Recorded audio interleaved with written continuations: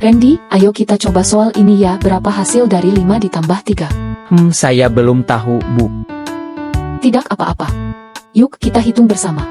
Coba, Rina bayangkan punya 5 permen, lalu Bu Sari kasih lagi 3 permen. Sekarang permen Rina ada berapa? 1, 2, 3, 4, 5, terus 6, 7, 8, Bu.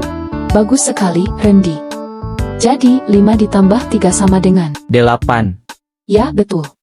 Nah, sekarang coba Randy sendiri yang hitung 4 ditambah 2. Bu Sari bantu kalau Randy bingung. Oke. 1, 2, 3, 4. Terus tambah 1, 2. Jadi 6. Tepat sekali. Hebat kamu, Randy. Semakin pintar, ya.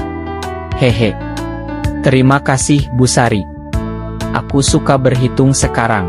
Apa sih maksud dari cuplikan tersebut?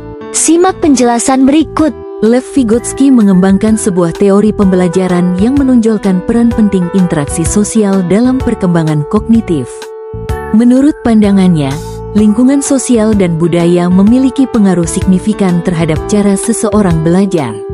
Proses pembelajaran optimal terjadi ketika individu berinteraksi dengan orang yang lebih kompeten, baik itu guru, orang tua, maupun rekan sebayanya.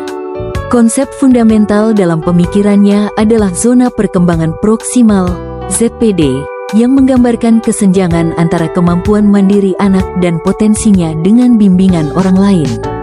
Vygotsky juga memandang bahasa sebagai sarana penting untuk memahami konsep-konsep baru.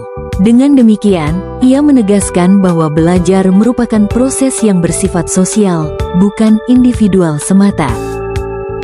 Scaffolding menjadi elemen krusial lain dalam teori Vygotsky, merujuk pada bantuan sistematis yang diberikan pendidik untuk memudahkan pemahaman peserta didik. Bentuk bantuan ini bisa berupa petunjuk bertahap, contoh konkret, atau dorongan yang disesuaikan dengan tingkat pemahaman anak. Bantuan tersebut bersifat dinamis dan akan berangsur dikurangi seiring meningkatnya kemandirian belajar anak. Vygotsky berargumen bahwa perkembangan kognitif yang lebih tinggi sulit tercapai tanpa adanya interaksi dengan lingkungan sosial. Proses scaffolding ini menunjukkan bahwa pembelajaran yang efektif membutuhkan dialog dan kerjasama antara pembelajar dengan fasilitator. Peran pendidik dalam konteks ini menjadi sangat vital untuk memicu perkembangan mental peserta didik. Aplikasi teori Vygotsky dalam praktik pendidikan kontemporer sangat beragam dan relevan. Pendidik didorong untuk merancang pengalaman belajar yang melibatkan interaksi sosial secara intensif. Teknik seperti pembelajaran teman sebaya, diskusi terbimbing,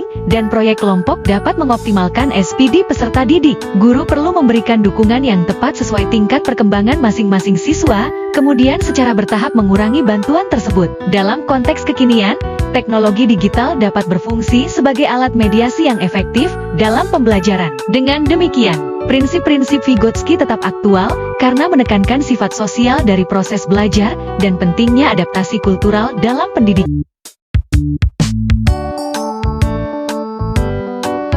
Perkembangan kognitif individu sangat dipengaruhi oleh interaksi sosial dan budaya. Proses belajar optimal terjadi ketika anak dibimbing oleh orang yang lebih ahli. Scaffolding dalam Zone of Proximal Development, ZPD, yaitu jarak antara kemampuan mandiri dan potensi perkembangan dengan bantuan. Bahasa dan simbol budaya berfungsi sebagai alat untuk menyerap pengetahuan, menunjukkan bahwa lingkungan sosial berperan sentral dalam membentuk pemikiran. Berbeda dengan pendekatan Piaget yang menitik beratkan perkembangan individu, Vygotsky menegaskan bahwa belajar adalah proses kolaboratif. Implikasinya dalam pendidikan terlihat dalam metode pembelajaran berbasis kelompok dan peran guru sebagai pendukung aktif dalam proses belajar siswa.